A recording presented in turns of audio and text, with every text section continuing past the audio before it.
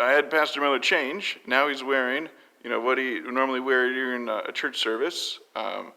Now, if someone would never been to church before, and they came into Lutheran Church or a lot of other denominations and saw a pastor wearing, kind of this strange outfit, it looks kind of different. Can you explain what's going on with it?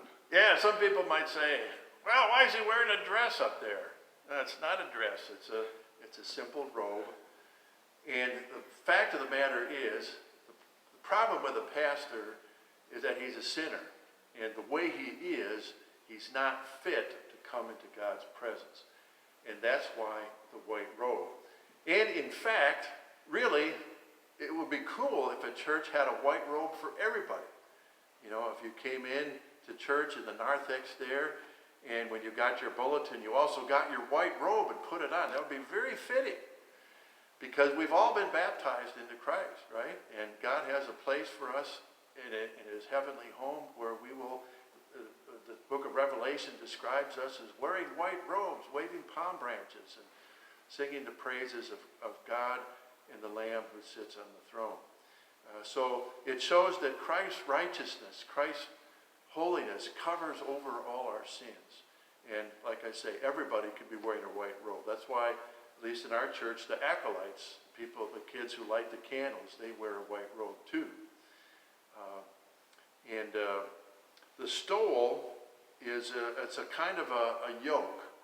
Like if you got an ox who's pulling a plow, they put a yoke around his neck.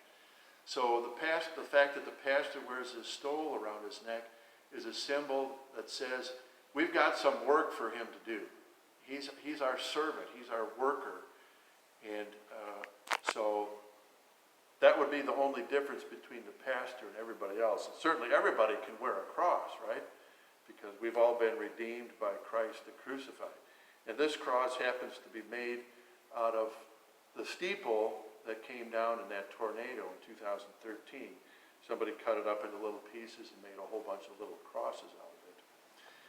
And so the stole, getting back to the stole, it will have a color for the church year.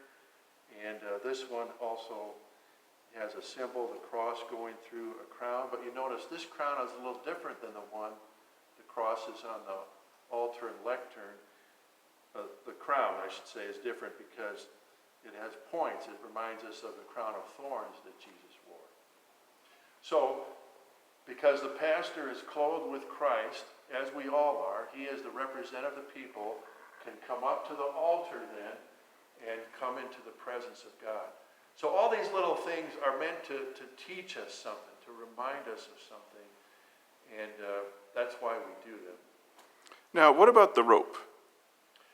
The rope, well, some say it's kind of a reminder of the Old Testament high priest, and when he would go into the Holy of Holies, the most holy place, and he was only allowed to do that once a year on the great day of atonement, and he could only go in there when he had the blood that would atone for his own sins and the sins of the people.